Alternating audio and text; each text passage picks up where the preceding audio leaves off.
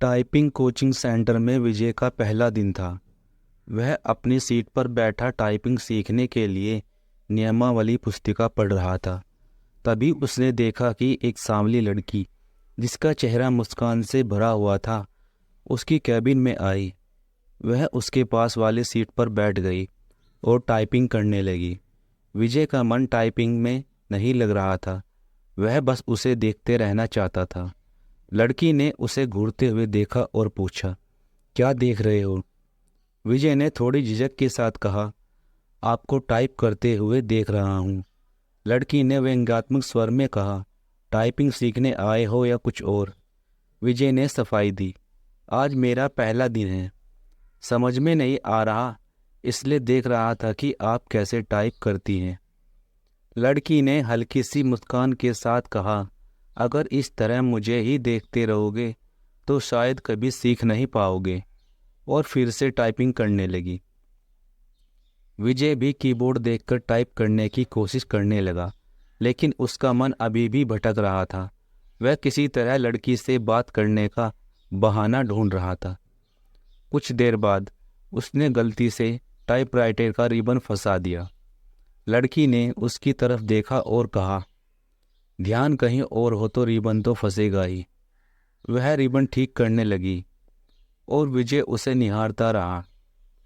जैसे ही वह रिबन ठीक उठाने के लिए झुकी, उसकी चुन्नी गिर गई और विजय की नज़र अनजाने में उसके गले की ओर चली गई। वह सक पका गया। लड़की ने रिबन ठीक किया और कहा, लो ठीक हो गया। विजय का ध्यान कहीं और था। वह सोच रहा था कि कैसे उससे बात आगे बढ़ाई जाए। ख्वाबों में खोया हुआ विजय। रात विजय को नींद नहीं आई। वह छत पर टहलने लगा, तारे गिनने लगा और आसमान से बातें करने लगा। उसने कविताएं लिखना शुरू कर दिया, जिसमें उसने अपनी भावनाओं को उकेरा। उसे अब हर चीज में सरिता ही नजर आने लगी। अगले दिन विजय ने सरिता से कहा, आप एक कविता लिखिए, क्या आप इसे पढ़ेंगी? सरिता ने थोड़ी हैरानी से कहा, कविता मेरे बारे में? विजय ने कविता उसे सौंप दी। सविता ने कविता पढ़ी और हल्के से मुस्कुरा दी।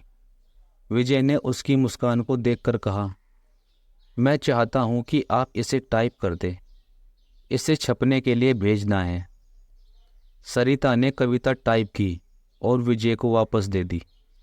ज्योतिषी के पास विजय को इस बात की चिंता सता रही थी कि सरिता उससे प्यार करती है या नहीं। वह इस उलझन से परेशान होकर ज्योतिषी के पास चला गया। पंडित जी, मेरी कुंडली में प्रेम है क्या? उसने सीधे सवाल किया। ज्योतिषी ने कुंडली देखकर कहा, प्रेम तो है, परंतु बाधाएं भी हैं। विजय ने तुरंत पूछा, क्या मुझे प्रेम विवाह का योग है? ज्योतिषी ने कुछ सोचते हुए कहा, है, परंतु तुम्हें कुछ पूजा पाठ और उपाय करने होंगे। विजय ने गुस्से में कहा, आपने पहले भी कहा था, नौकरी नहीं मिली, अब प्रेम के लिए भी सब। वह उठकर वहां से चला गया। सरिता का गायब हो जाना। कुछ दिनों बाद सरिता टाइपिंग स्कूल नहीं आई। विजय रोज आता और निराश होकर लौट जाता।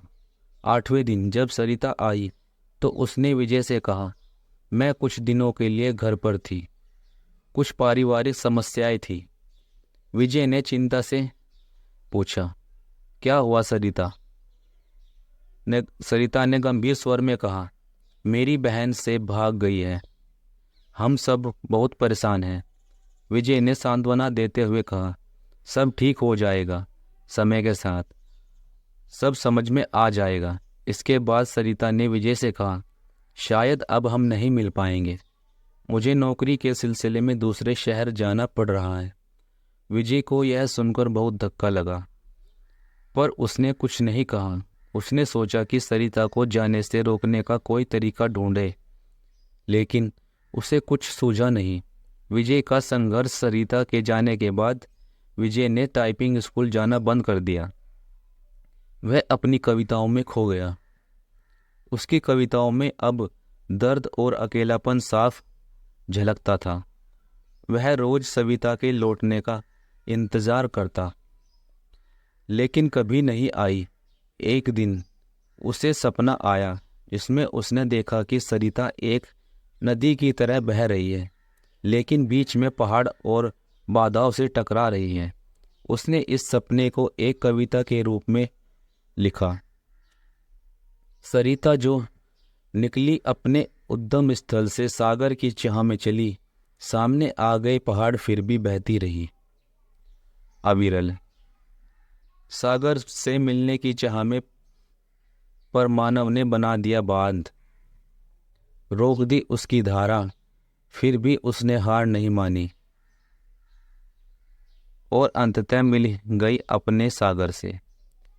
यह कविता एक पत्रिका में छप गई, लेकिन विजय अब भी सरिता के किसी संदेश का इंतजार करता रहा, जो कभी नहीं आया। हर दिन वह उम्मीद करता था कि शायद सरिता उसे ढूंढेगी, लेकिन उसका इंतजार लंबा ही होता गया।